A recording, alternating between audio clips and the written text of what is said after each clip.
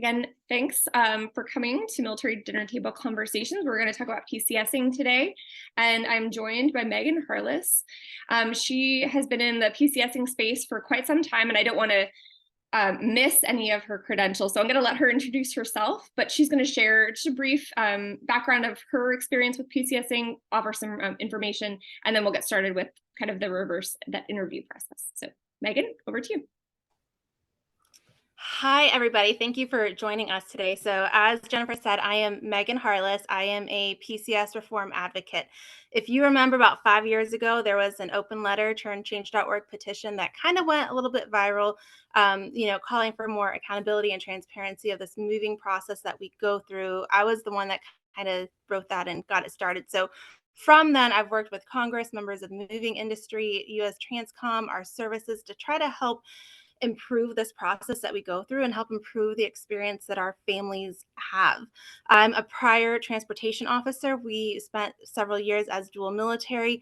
We're now an active duty family. My husband is at 18 and a half years in service now, and we've had 11 PCSs during that time with our 3 children. We've had our fair share of good moves and bad moves as well. So we've kind of seen all of it happen on both ends of that spectrum. Um, do you want me to go ahead and go into some of the issues that we're kind of seeing now?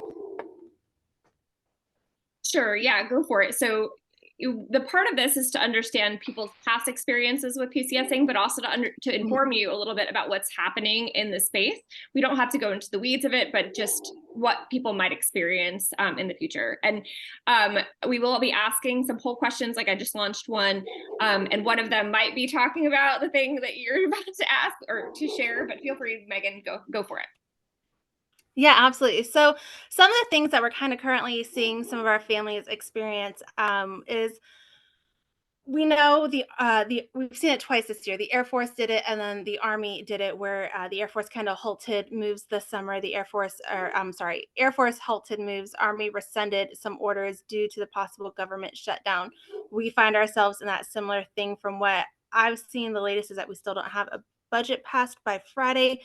We're going to start seeing some of that happen again, where some folks that may have orders already issued might start getting notices of those being rescinded, and they're going to be kind of halted in the middle of their process. So we saw that same issue when back at the end of September, before October 1st hit, that the Army went back and said orders that were issued August 15th and on were kind of rescinded. And so people had to figure out what they were going to do. People that had already given housing notice, job notice, childcare notice, all those things were then trying to find themselves as to what they were going to do. And here in the next couple of days, we might find ourselves right back in that same situation. This year, we've seen a lot of unaccompanied baggage delays, shipments going OCONUS. Our UAB, our unaccompanied baggage shipments, currently go space available through AMC, so through the Air Force, as they have the ability to. And obviously, with what we've seen, with things happening,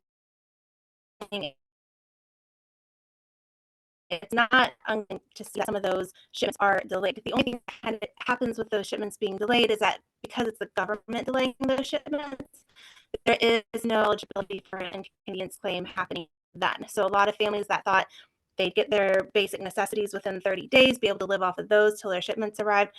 We've seen them waiting anywhere from 45 to 60 plus days for those unaccompanied baggage shipments to get to them. Uh, Another big thing that we are kind of moving into right now is what's called the GHC, the Global Household Goods Contract. Transcom, under General Lyons, decided it was going to be a great idea to move into a single source manager program where one company would handle our personal property relocation program. And so the company that holds this contract, Home Safe Alliance, is working on building out their plan and their program and their transition with Transcom. We were supposed to start moving shipments under them in September. There's been some technical system issues that have been happening.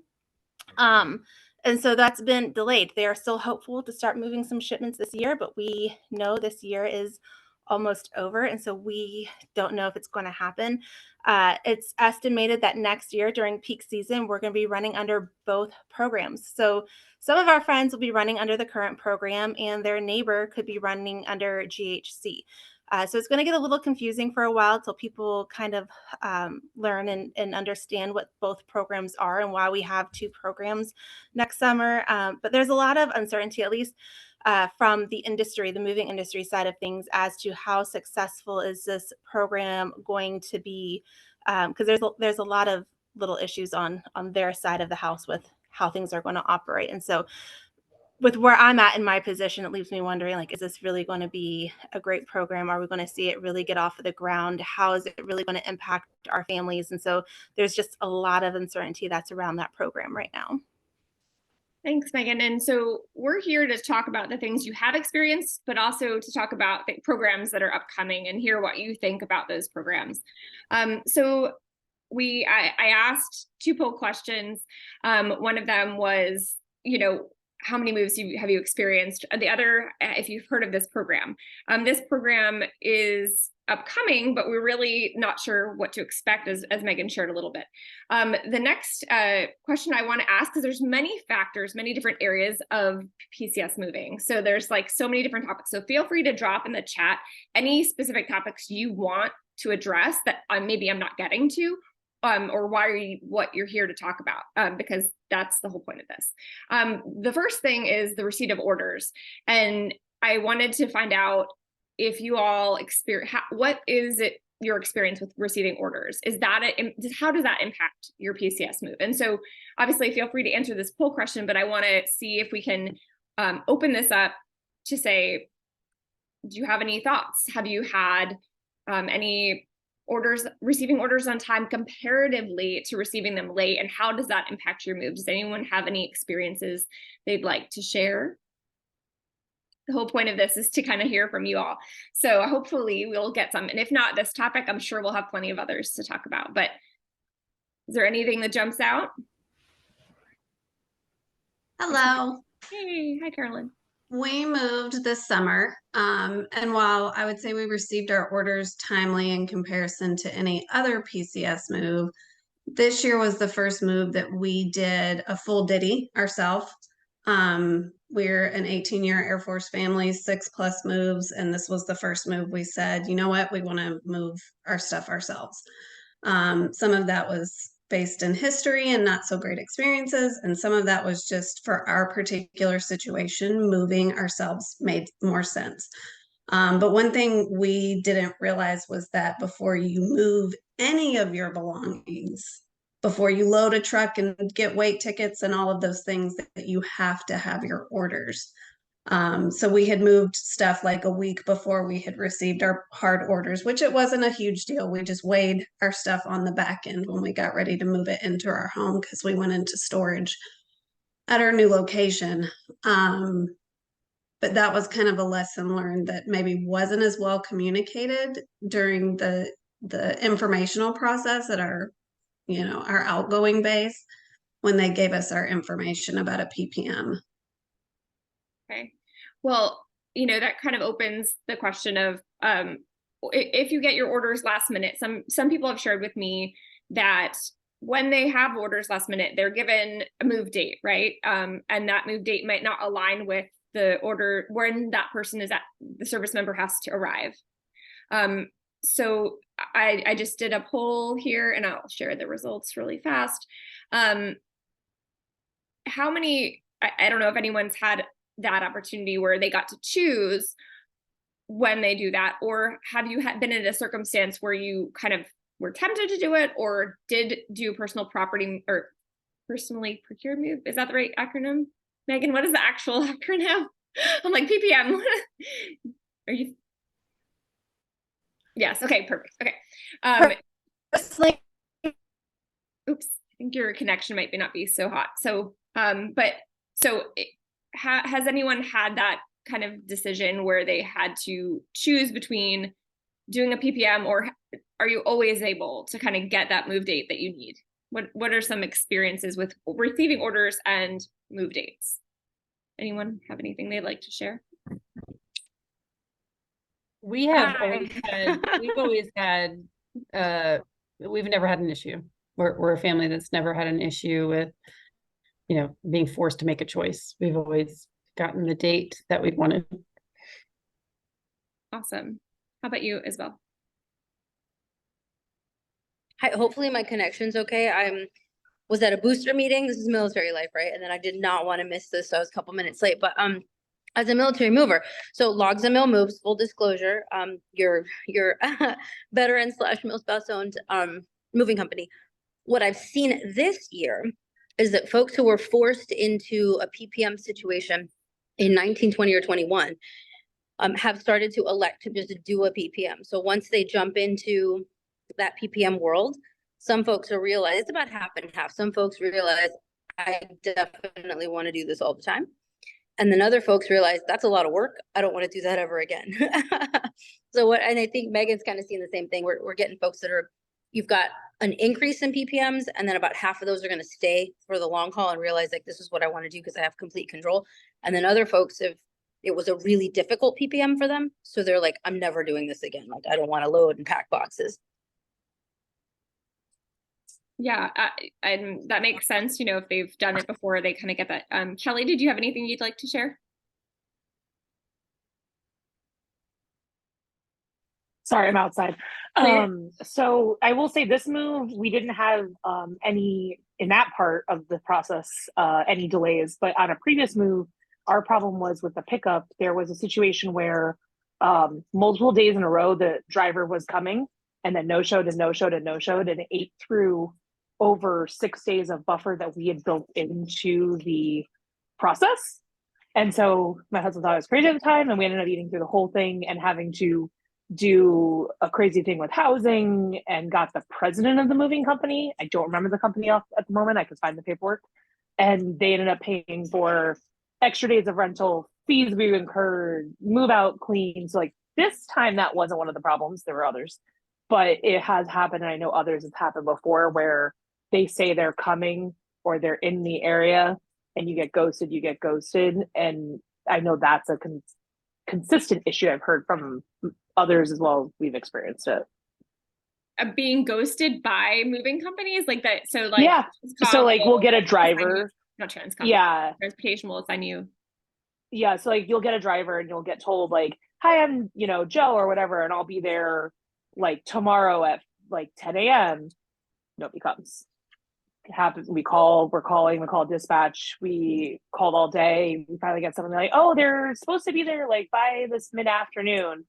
Well, obviously the whole day runs through. So it happens like, oh, they're going to come tomorrow at 8 a.m.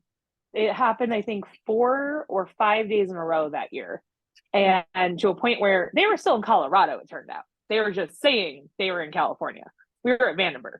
So it's definitely something I've heard from other people too, that they'll say, oh, we're right in the area, and they're clearly not. And that goes to a lot of other issues also where there's other problems. But it just for that part, because I've seen a lot of people, I mean, Megan sees on the page, but the amount of people who take off time or coordinate childcare and time off of work and trying to get those days, or you're already trying to convince an employer to let you keep a job and take it remote, and then you're having to shuffle everything 5 times and they don't get it. And so they're like, well, why aren't they there? Like, you told me you need these days off and we planned around you. Mm-hmm. So it's stuff like that that can really muck up a lot of other factors beyond just the pickup and the move. Yeah. Has anyone else experienced that, something similar to that they'd be willing to share, or alternatively a, consistently positive experience? And I want to hear about those because I think sometimes we think of like the actual movers that can cause problems, but and also everywhere along the chain, there could be some things. So Shauna, I see you're unmuted. Would you like to share? Yeah, we've actually had a pretty positive experience with movers in general. The packers, on the other hand, have kind of been problematic as far as, and we saw it mostly around, the 2021, 2020 moves, where they were, I think, more scrambling just to find hands. So like the lack of experience of movers, like can't pack 2 wine glasses together. Like that's probably not a good idea. But we've actually had more experiences with transporting our cars across the country and similar situation of saying, hey, yep, they're going to show up on this date, and then nobody shows up, and we're like, we have to leave. Like, I don't know what we're going to do with our car. And there was a time where we actually had to leave. We cut our contract and with one company because they didn't show up and we needed to hit the road. And we ended up going with another company, but they were like, well, you got to drop it off at this like address in the middle of nowhere, North Carolina. And it was pretty sketchy, but we kind of looked at each other. We're like, well, maybe we'll see it on the other side. We're not really sure what's going to happen. And it all really worked out. But it's one of those, like at the final hour, you're scrambling. So it's been mostly with like car transports, and through those processes, I learned a lot about how those contracts work, which I found to be really helpful, kind of now knowing what that's like going in. But when you don't know, because no one explains it to you, and there is no military liaison to help you with the car transport, because that's really on your own at that point. I still think, like, that's kind of vital information that would just be helpful, or, hey, there's a resource for that.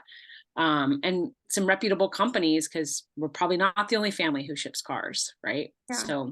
So you raised 2 points, and I know Megan has something to say to Kelly's comment, and I know Chris, you're next, but I want to make sure we touch on these things. So I'm going to say them out loud so someone can unmute and remind me that we need to talk about these things. So one thing you mentioned is just the idea of who helps you through, who helps you get this information. Megan, other companies might have amazing opportunities for those resources.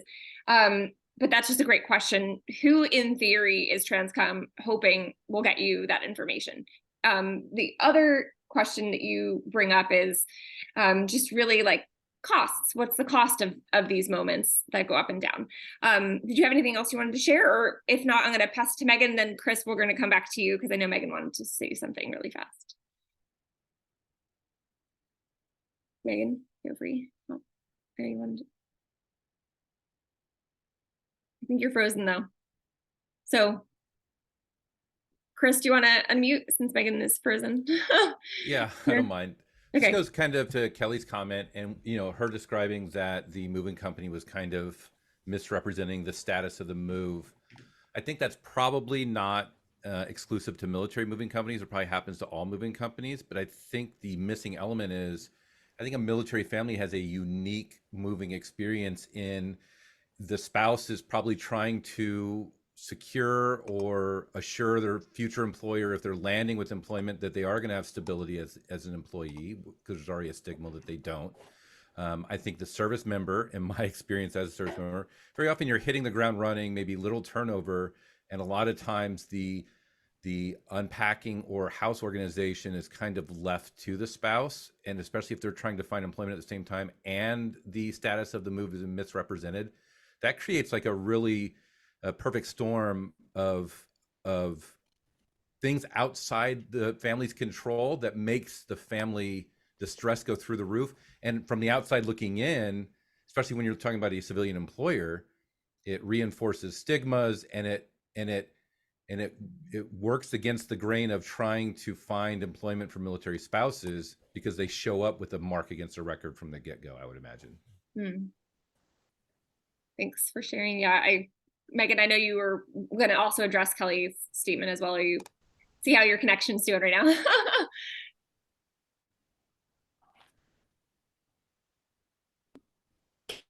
Okay. Kind of. Can you hear me? Yes. Do you want to? You can go off camera if you want. We'll try it. To the let me see if that works for a minute. To the comment about the POV liaison piece, I took a note about that. I want to go ask Transcom about that, because that does bring up a good point. A lot of times we deal with IAL directly when we have to go and ship a POV, and that there is no middle person there for us. It's you deal with IAL directly, but having liaisons, so that way if you guys don't agree that maybe some of that isn't necessarily the MCO because they work just with claims, if it's more of something else, I'll bring that to Transcom and see what we can get figured out there. But to Kelly, for your situation that you had where they kept ghosting you and they didn't show up and all of that, I'm not sure exactly what year that was for you. But it was 2014, 2015. 2040. Okay. So things have gotten better since then in terms of what the regulations state in regards to inconvenience claims, so that everybody on this call is aware of that the inconvenience claims that if your TSP currently misses your pickup date within your window spread, then you can file an inconvenience claim for any associated costs that you may have. So you have to pay additional rental fees because of that or anything like that. You can be able to claim those costs as an inconvenience claim with your TSP with what the inconvenience claim regulations state for them missing your pickup within that pickup window. So if you have that happen in the next year or so, there is some help for you if you find yourself in that same situation. Thank you, Megan. Did you have anything to add, Kelly, or any clarifying? Or if not, okay. Isabella, I saw you raise your hand.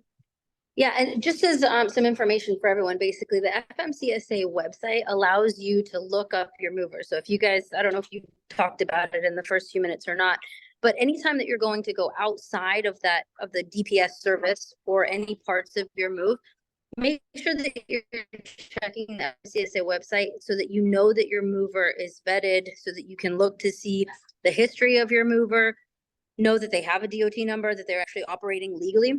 One, and then two, my biggest advice when it comes to getting services outside of the system is to make sure that you're not paying a deposit.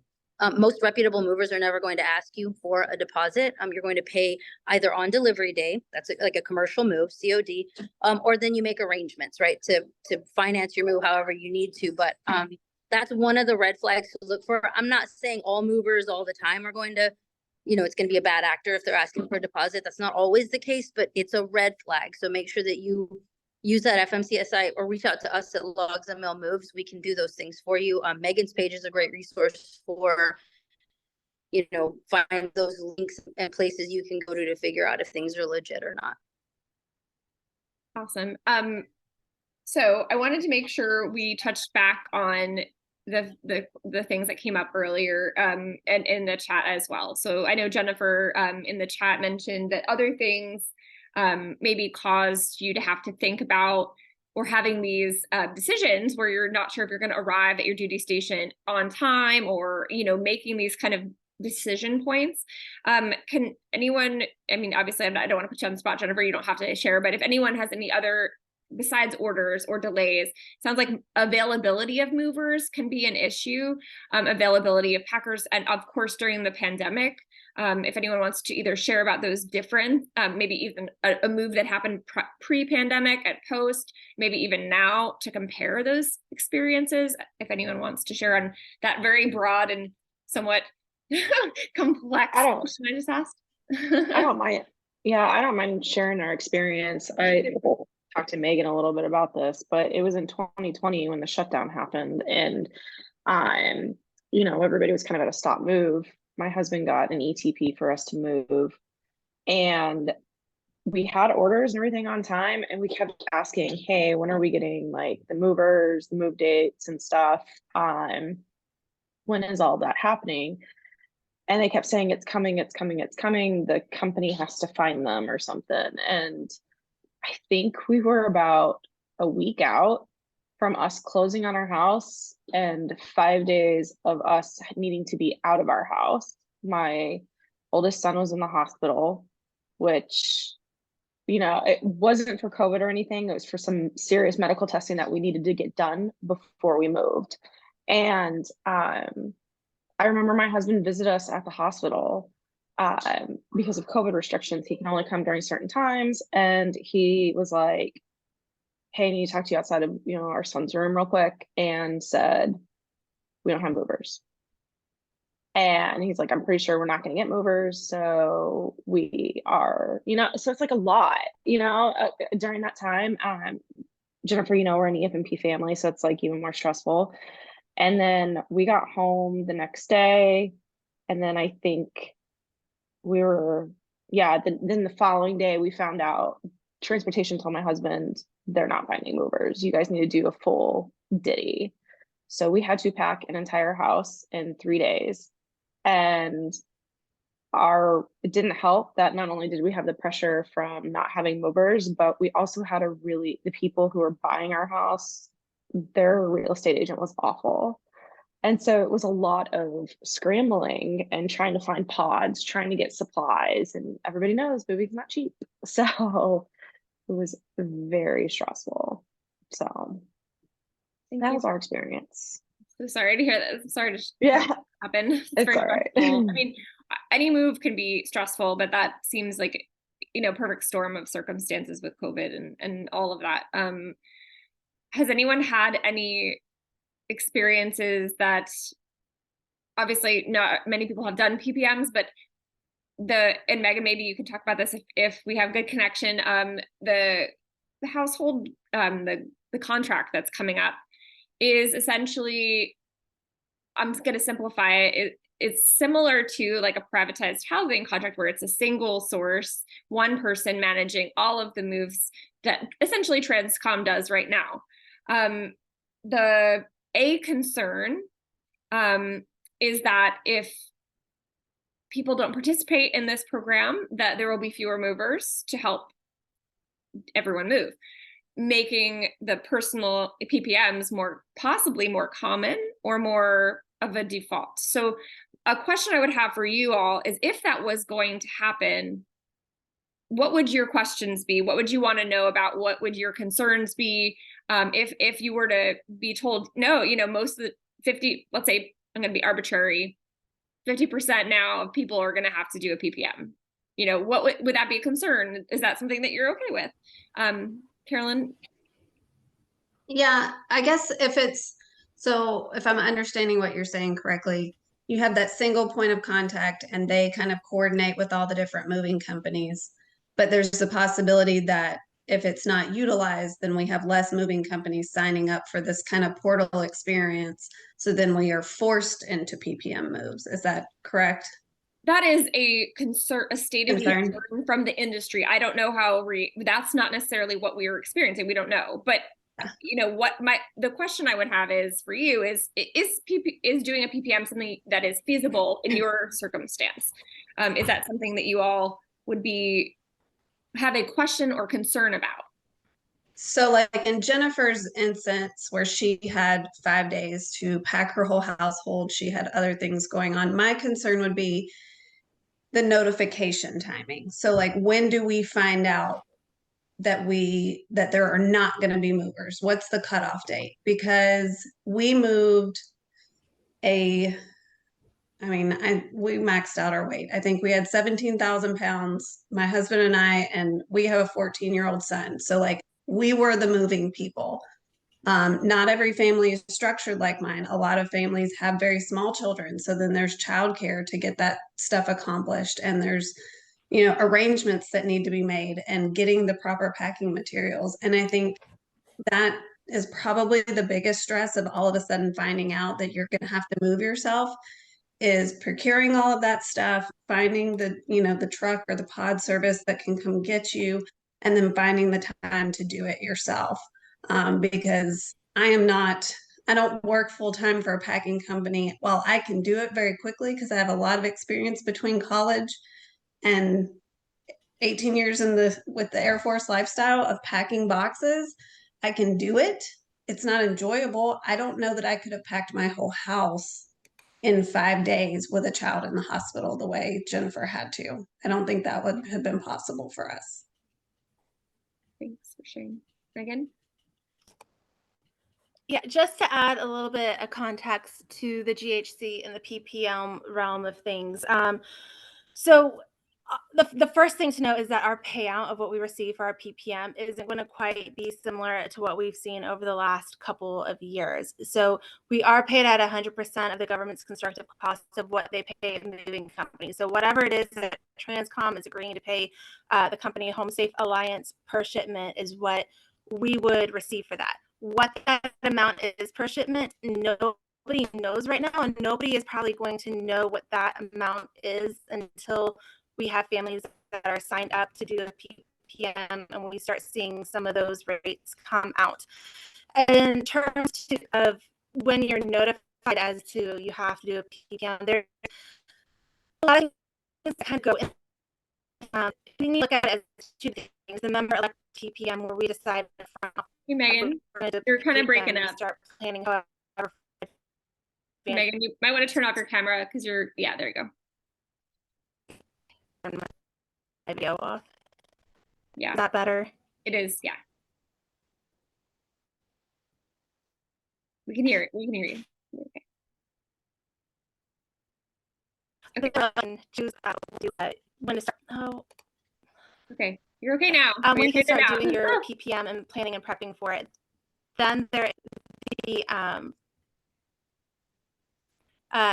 is the non-elected PPM, where you're kind of, lack of terms, forced into it, where the transportation office can't find you a company, and so they give you what's called an actual cost reimbursement. So for some reason your expenses for your PPM are above what that government payout is, then you turn in all your receipts for everything and you're reimbursed 100% of what your actual expenses were. So that will still be in effect when we have GHC in place.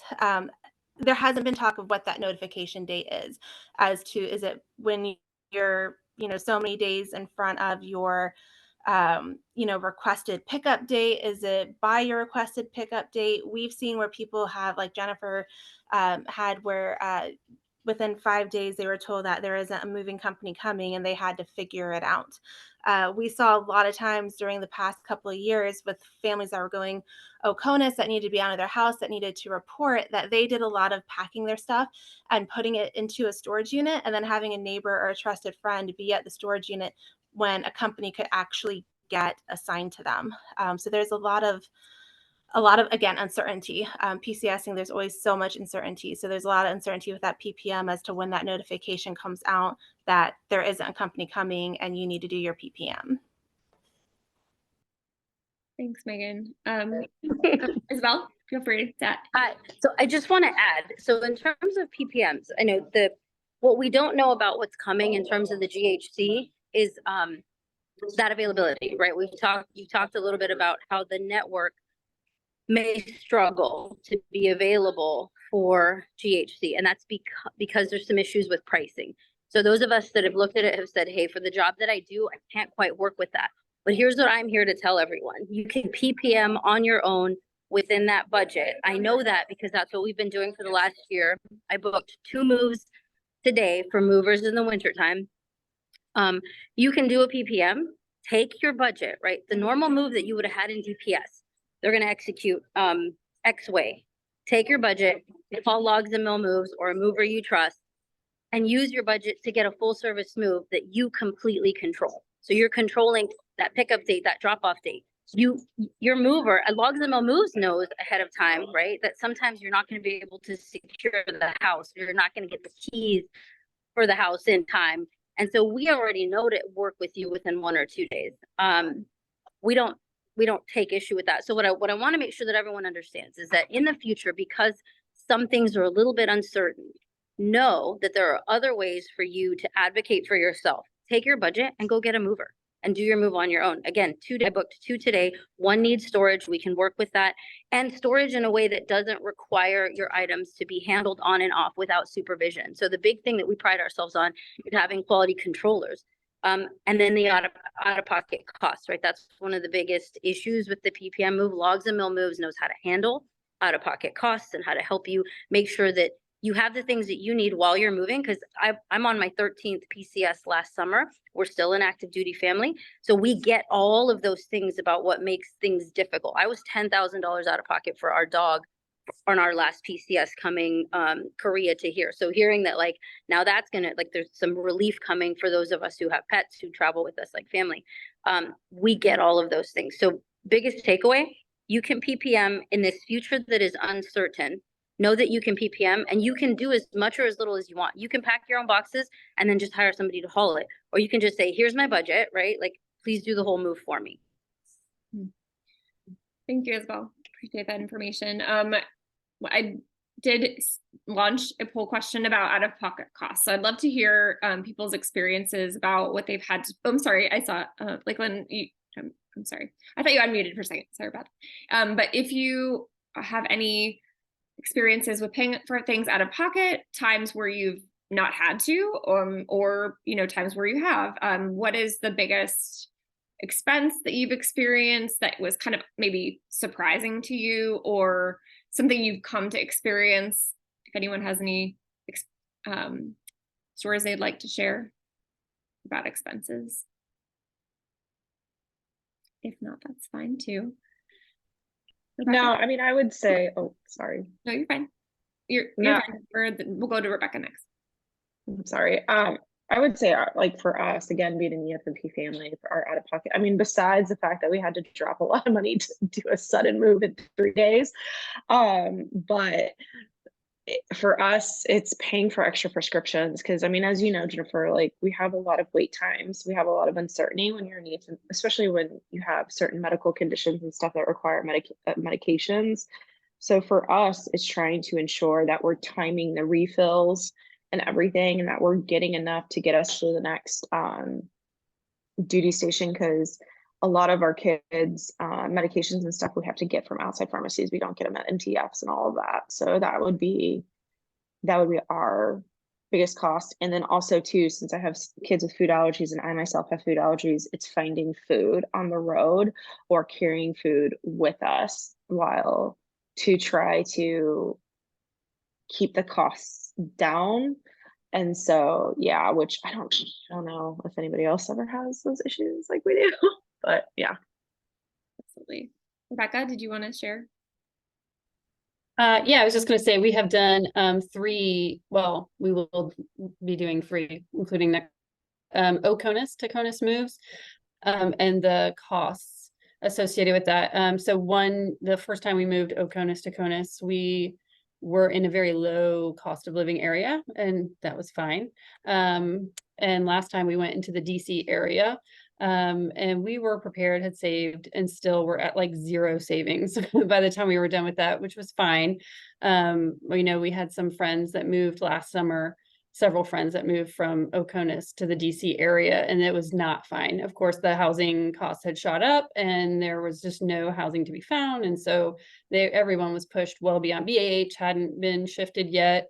And so, your first month, your deposit, your rent, everybody, we moved, or my husband was being stationed at the Pentagon. The people we know were being stationed at the Pentagon.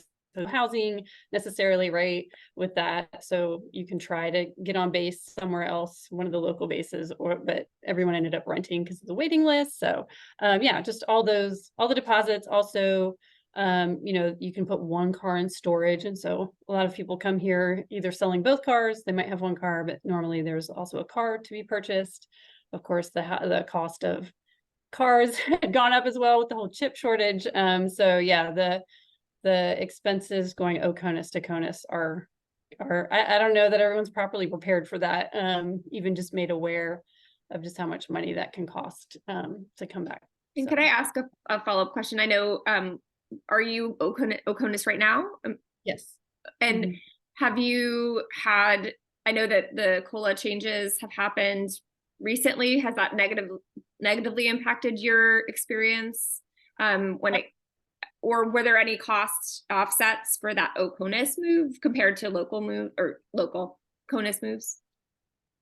Any offsets? So like you, of course you can get advanced on, payouts. You can get an advance ahead of time, but if these costs are higher, is that factored in, I guess, to COLA based on what I know, no, but I don't know. Yeah. I mean, the COLA really is, it's gone. It's completely gone in Japan anyway. We're in Japan. So there's absolutely no COLA now because the exchange rate is very favorable, but I just think there are a lot of other factors maybe that aren't really thought. I don't know that COLA should be so tightly connected to the exchange rate for yen to dollar, because there's just other expenses beyond, like, I just can buy groceries on, less expensive off base, that's great. But, I can't buy clothing off base, and there's just other, again, like extra costs. And it'd be great if there was some sort of COLA for PCS, just exclusively for, the cost of going back from coming here. But that would be the headline of the story. Yeah. Sounds like a great idea. Yeah, because again, I mean, the car situation alone, it's again, I'll be facing our third move from Japan back to the States this summer. So I know I prepared mentally just for the stress of that, having done it before, knowing the stress of trying to find a home when you're over here, and going to a location where there isn't, I'm not going to a base that has housing. So I need to sort that out, and the purchase of the house, and just, finding out where to live. It's just more, not that it's not stressful even when you're stateside, but just added layers and all of that. So I'm not aware of anything that's been put in place to compensate for the fact that we have lost COLA, or, if there's anything new with that, I'm not aware of it. Yeah, I know that they in the past they've stored one car. Is that still the case? They store Yes, one that car. is still the case. They will store one car. Mhm. Okay. That actually is changed from my experience, just for whatever that's worth. The car. We had tried it. We're also Oconus. We tried to ship our car, showed up at the shipping dock, and they said we weren't eligible. So were they able, did you have to sell it, or how did, I mean, No, we had to ship it right then and there to Korea. oh wow. Oh goodness. So just for whatever it's worth, I think it depends on from what we were told, it depends on rank. Oh, so no bueno. I'm so sorry to hear that. That's not a okay. situation. Kelly, I know that you had your hand raised. Would you like to share? Yeah, so PCSing, we PCS this summer from DC to LA. So two very high cost areas. And we were aware of the potential shortage in DC for movers. So we got our orders in, I'm just double checking because he texted me to make sure I had my dates right. So we found out in early March, got orders in mid-March. And because it was already at that point, that's prime rental season, and we owned our house and we planned to keep it, we had to work really, really fast to get it ready for the market. We were under all impressions we were staying. Obviously, that was our own mistake, but we had bids, and then they were like, psych, you're going to LA. So we opted to put in for movers as quickly as we could, so we could be out of the house to get it ready for showings and for tenants.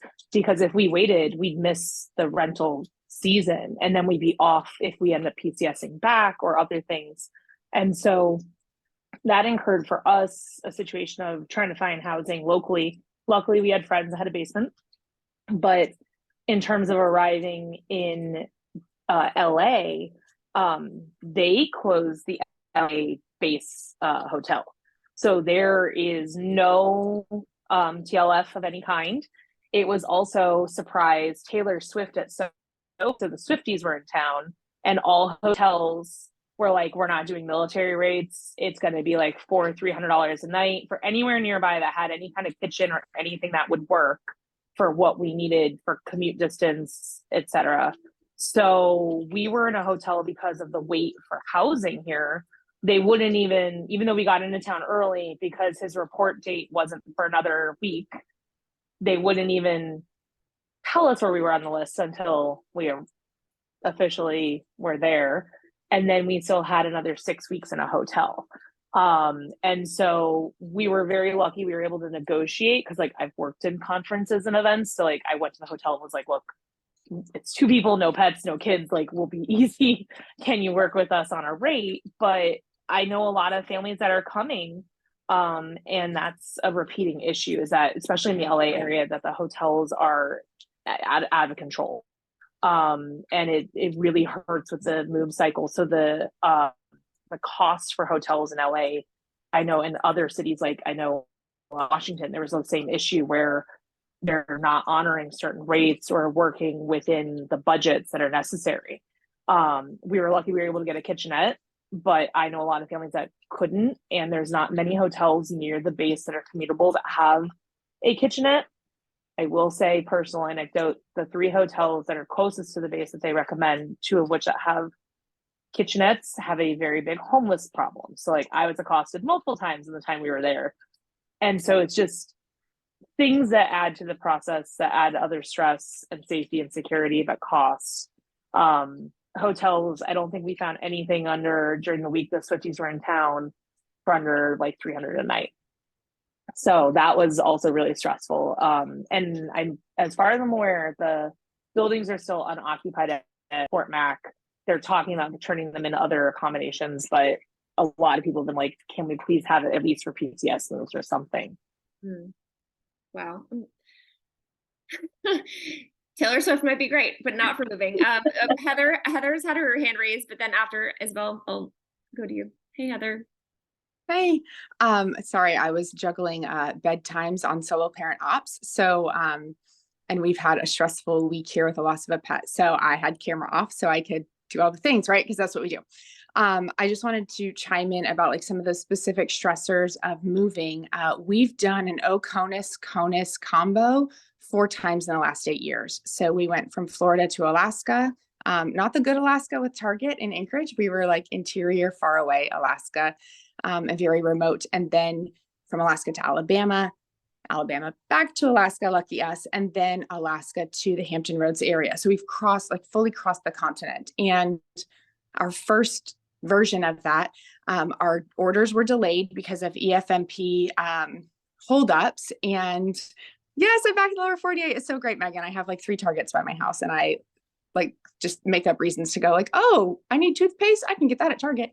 But I could, anyway, I digress. So our first move, we had an EFMP delay for orders. And so while we were appealing and putting in everything, we couldn't get our hard orders. And so we couldn't get movers, and we couldn't do all of this. And we had closed on our house, or we were getting ready to close. We had sold our home. And so I was starting to pack stuff up going, I think we might be like on our own for this. They weren't pushing back our departure date. We didn't have hard orders to go to our destination. We're still in this appeals process. We were supposed to leave in 3 weeks. And when my movers showed up, they were like, well, we won't take anything that you've already packed. And I had little kids. We had just gone through a deployment and staged the house, and they emptied every single box I had done and just put it all together, like toilet brushes with the baby bouncer and a Blu-ray player not wrapped. And they put it all together, and they labeled every single one of our boxes in our entire house Campbell knickknacks. And so I had the joy of undoing my house with a 1 and 2 year old by myself in Alaska. Leaving Alaska, we had our home, and then our stuff got put into storage without our permission because it got there before us, and they wouldn't deliver. So they busted our delivery date. And I didn't know, because we had gone CONUS. I didn't know that when you come CONUS, there's not a lending locker at a lot of bases, because that's something you have overseas, right? So I was like, oh, no big deal. We'll just get stuff from the lending locker. Yeah, that's not a thing. So I was that person on the spouse page being like, hi, I'm inbound and nobody knows me. Does somebody have a couch we can use? Does anybody have an air mattress?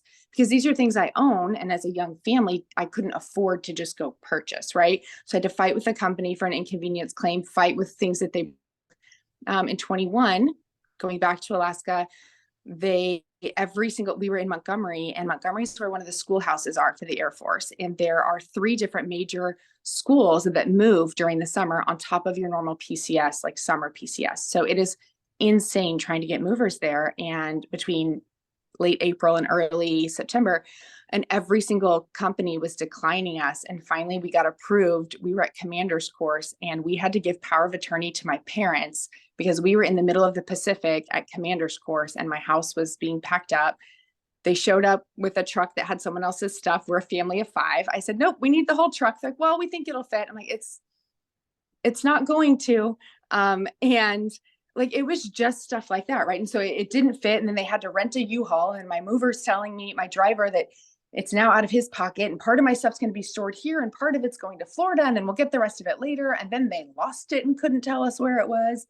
And then coming here, leaving Alaska, we got caught in the stop movement for the Air Force. So we were in transit, but we couldn't get our housing on base that we had been told, yep, timeline should work out. Well, no one was leaving Langley because there was a stop on orders. And so we were in a bind. We're a 1-income family. Everything in this area was $1,000 over BAH. And I'll tell you, after doing 4 CONUS moves, our savings cannot float $1,000 a month over BAH, right? So every single one of our really crazy moves have been for different reasons that you don't think to plan for, that like they'll lose your stuff, or, this time, okay, I'm gonna do air tags. They're not losing my stuff.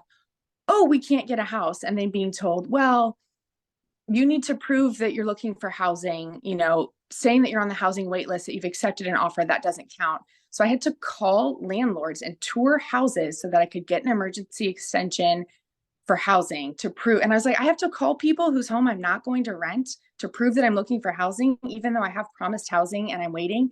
They said, if you don't do this, then your extended TLF will be out of pocket. And you guys, we lived in TLF for 44 days.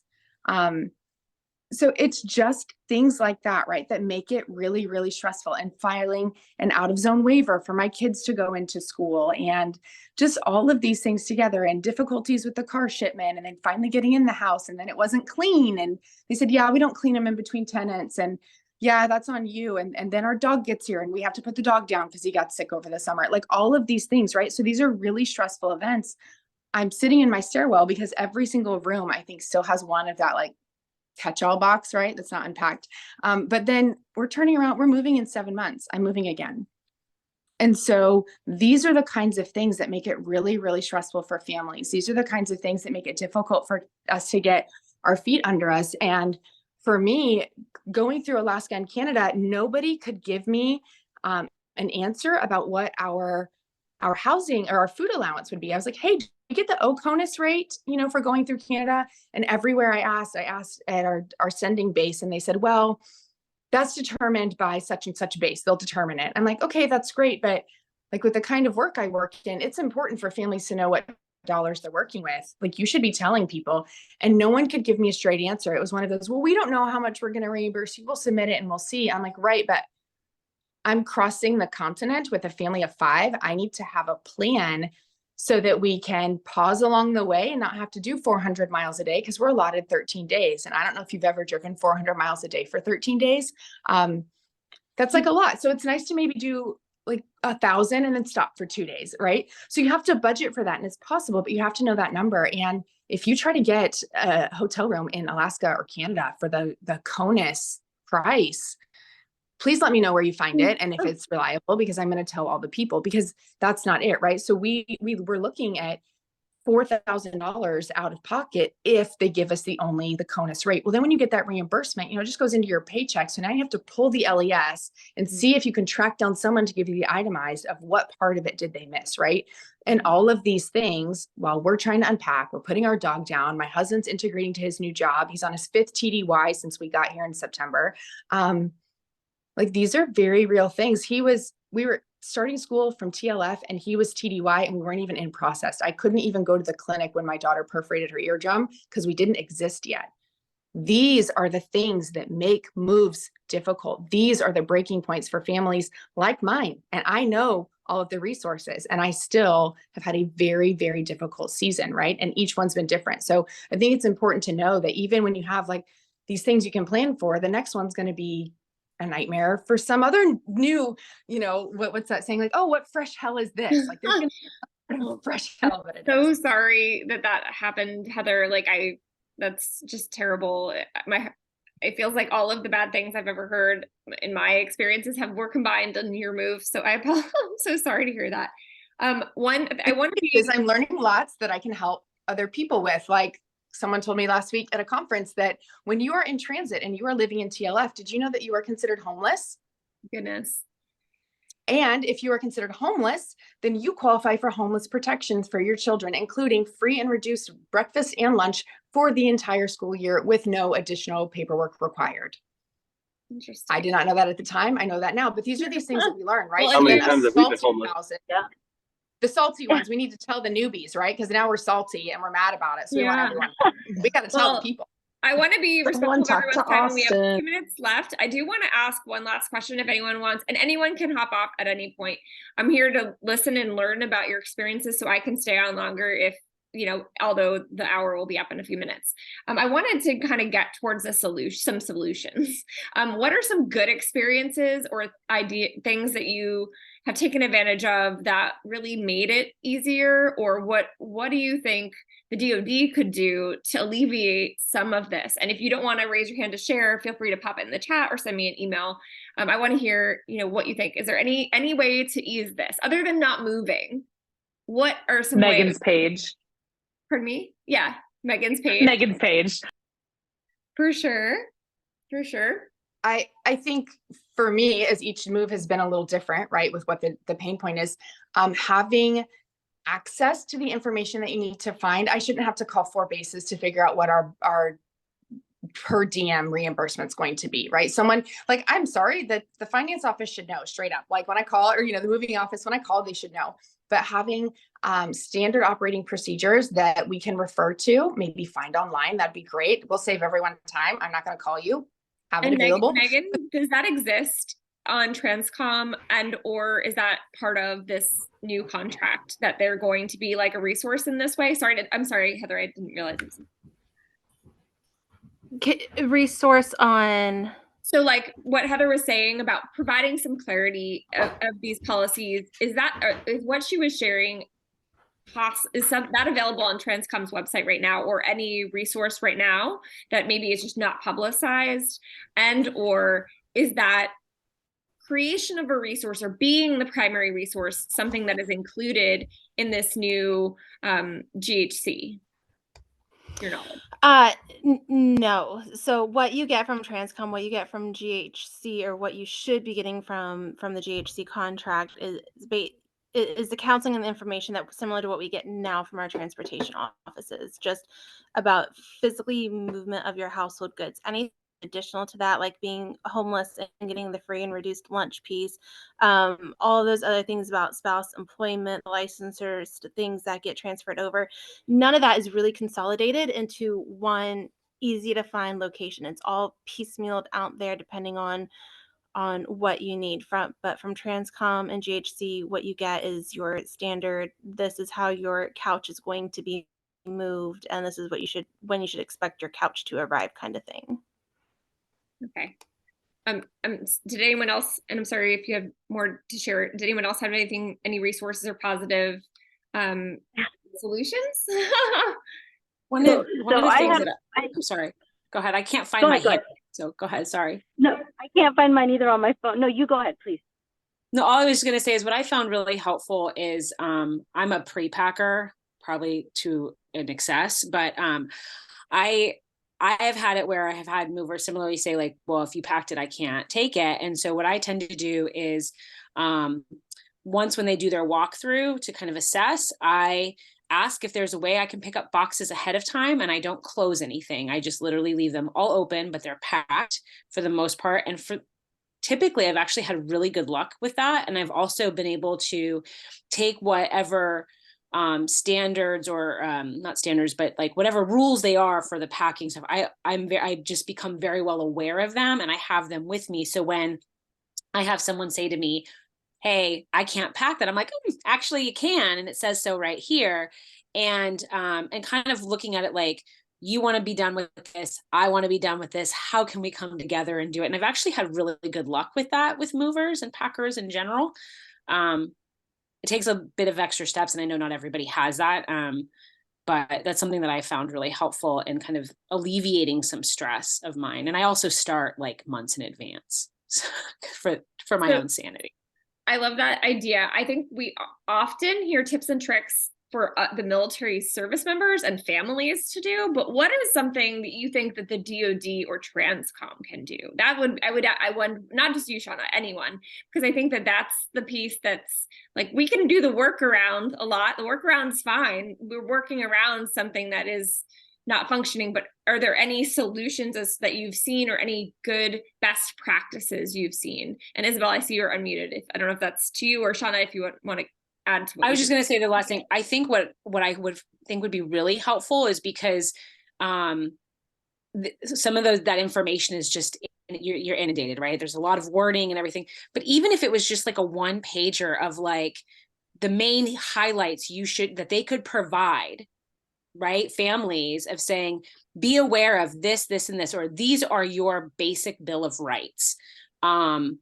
I mean, simple things, but very like where people don't have to go dig for them. It's very cut and dry. That kind of things I think would be really helpful too, just especially for newer spouses that are just, hey, I don't know what to do, and they haven't learned those workarounds yet, maybe. Yeah, I think as far as what Transcom can do and what the government can do, I'll tell you, I've been a mover now for about 4 years. Lakeland actually on the call was the first person to give us a shot and hired us to pack out for them in Fayetteville. But my quality controller, my government quality controller, came to my house last summer, and I'm asking questions about the move process. And he said to me, He said, look, to be honest, I'm still learning my job. They just threw a binder at me when I got here. And so in terms of Transcom's responsibility, I think it's to make sure that like they train people, right, to come out and help us advocate for ourselves. But Shauna hit the nail on the head. What I was going to say earlier is the only way to get around any of this is to advocate for yourself, right? Do the things for yourself that you want done. The PPM that I closed today, she called me in September and she said, hey, I think we're moving in December. Here's our basic timeline. We want to go with you guys. Teach me about the process. So taught her about the process. Okay, I'm waiting on orders. We're probably going to get orders last minute, but I know the move is going to be late December, maybe in January. I said, great. I only schedule so many moves a month. I've got a window that I'm going to hold for you. So she advocated for herself at every moment. Yesterday, she sends an email. She says, I have orders as well. We can do this now. We haven't gone in to do the PPM thing in the DPS system. We had a basic window and we're shrinking the window as we go along. And she's advocated for herself. She said, Isabel, I want to pack all my own pottery because it's important to me. I got it in it. I have an Italian table. Those are all really good things that spouses now are really like biting off on. And I think it's wonderful because that budget that you have is enough for movers like my small company. We work directly with drivers and directly with crews. So there's no one sitting above me one level or above me two levels taking these huge chunks out of the pie.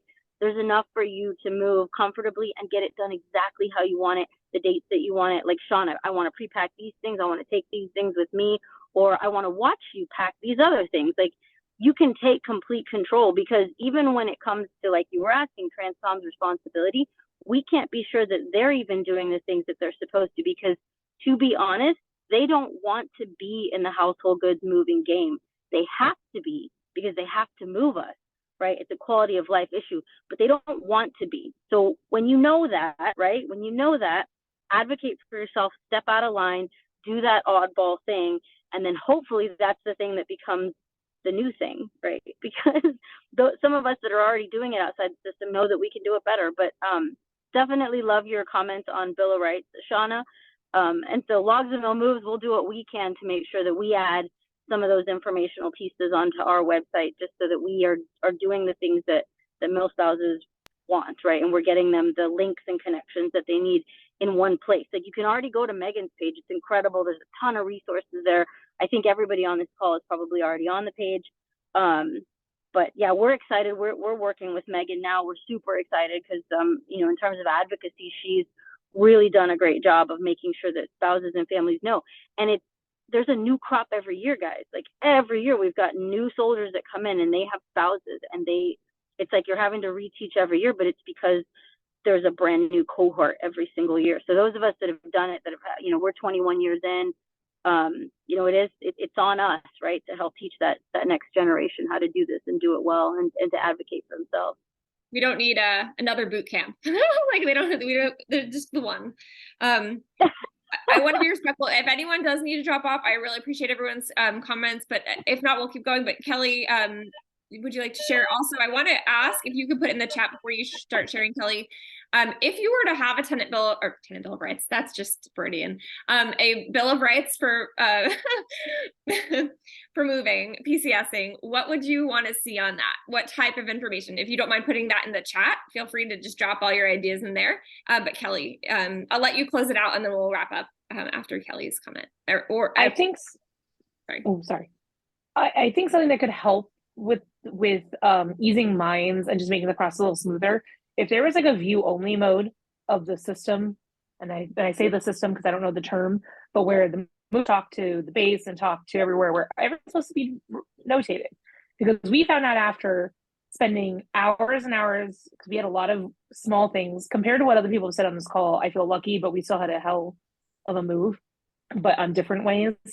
And after spending hours and hours with our move company and their representative, nothing was actually in the system that our local TMO office saw. And we were told that she was taking notes the whole time and putting it in. And we also had issues on the front end where the guy was older and said, I don't like technology. I'm not going to write this down. I'll just call people and, you know, you can trust me that I'll do it. Well, he didn't.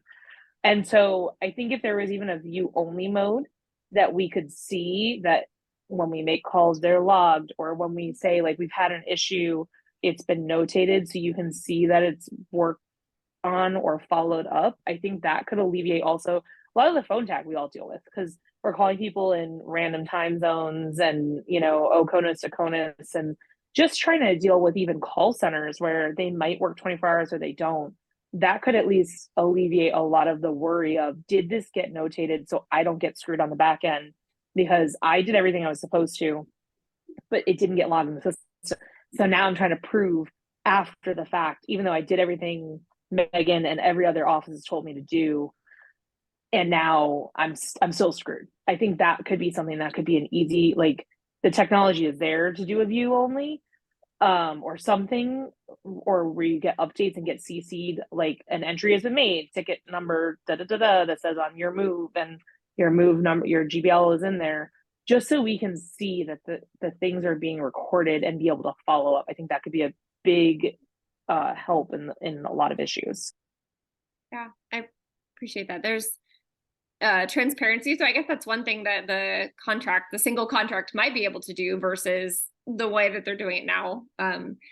But I appreciate everyone taking the time. This doesn't mean that we can't continue this conversation. If you should all have my email. I sent an email earlier today. If you have any thoughts, we didn't get to talk about everything in the chat. I try to keep up with it, but thank you for taking the time to share some experiences. I definitely hope to be able to reach out to some of you to follow up with some of the things you shared. The way that this works on my end is I have used this conversation to inform the stories that I write about, and hopefully it'll be out soon. The one from the last month's conversation is going to come out in December. So hopefully we'll get to hear some of this in a future story. But if not, I'm going to summarize this on my website. And so then we can share that summary as well. So it'll get out there into the world. So thank you for sharing your stories. I will stay on a few minutes more, but I will stop the recording. And then if anyone wants to continue the conversation, I'll be here. But otherwise, thank you again for joining.